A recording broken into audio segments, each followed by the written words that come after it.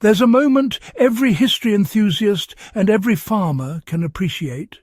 The moment when an old, almost forgotten method resurfaces and proves everyone wrong. The kind of trick that the elders swore by, the kind modern farming dismissed as superstition, yet the land itself ends up siding with the ancients. And that's exactly what happened with the soil restoration method you're about to hear. For the first minute, I want to take you into the mindset of the farmers who first tried it. These were hard-working people dealing with declining yields, dying soil, and rising costs.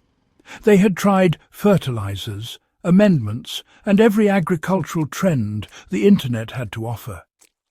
But nothing stuck. Nothing changed. Until they adopted a technique so simple and underestimated that most of them laughed when they heard it. By the next morning, the laughter had stopped, not because the soil literally changed overnight, but because the signs did. For the first time in years, moisture held in the ground.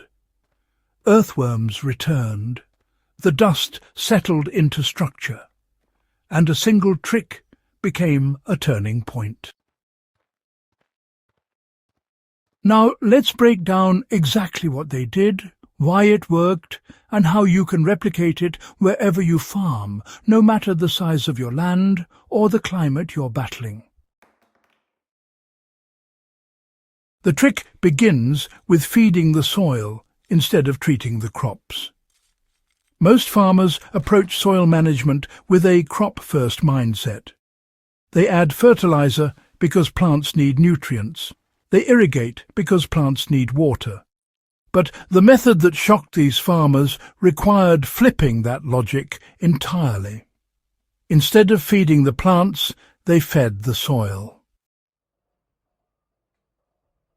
The trick is simple.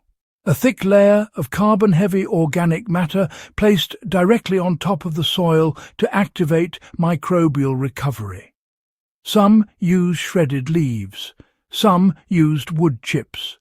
But the farmers who saw the most dramatic overnight change used a method built on agricultural history: sheet mulching. Instead of tilling, they laid down a base sheet of cardboard, fully soaked, then buried it under compost and organic matter.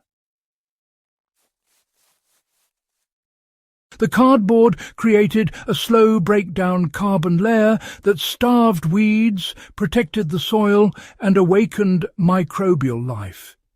This wasn't magic. It was microbiology.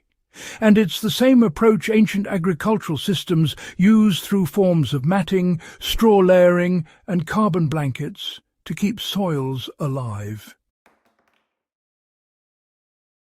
A farmer with a quarter-acre vegetable plot reported that within 24 hours of laying down the soaked cardboard, the ground beneath was noticeably cooler and wetter, something his drought-stressed soil hadn't held for years. The cardboard slowed evaporation instantly, even before it began to break down. Once decomposition started, the soil began to rebuild itself. It's important to understand what's happening beneath that cardboard layer. When you lay carbon-rich material on top of soil, you create the right balance of moisture, temperature, and protection that microbes need to multiply. And once microbes multiply, soil structure begins to repair itself. Compaction eases, air pockets form, water infiltration improves, even hardpan weakens. One homesteader applied the method on exhausted clay soil. After 6 weeks, he could push his fingers into the top layer of earth that had previously required a shovel. But even in the first 24 hours, he noticed the change that inspired the title of this video. The soil stopped baking into concrete. You know, historical agriculture always respected water in the soil. Civilizations, from the Fertile Crescent to ancient East Africa, well, they used forms of mulching and ground covers to conserve moisture long before irrigation pipes even existed. The cardboard trick works because really it taps into that same principle. To apply it step by step, a farmer needs nothing more than plain, non-coated cardboard, a hose, or maybe just a bucket of water and some organic mulch. First, the cardboard must be fully soaked to make it pliable and to encourage decomposition.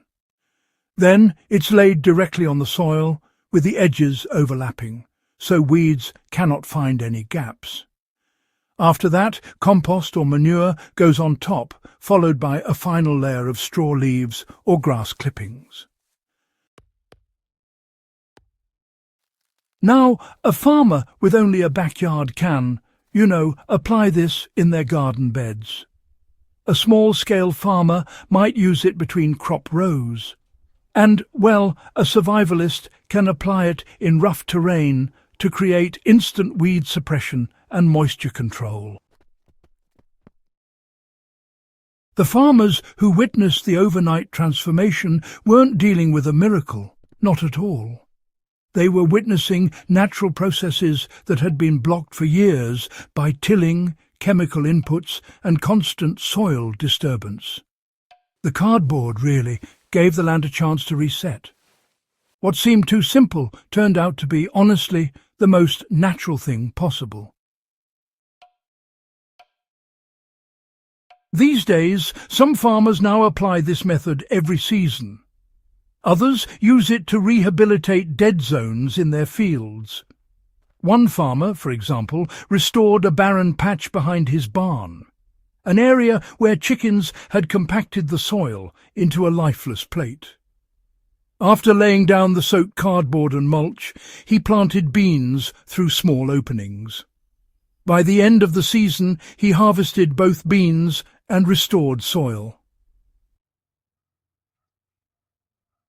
If you found this guide valuable, make sure to subscribe, share it with fellow farmers and history lovers, and help this channel continue bringing timeless, practical knowledge to the people who need it most.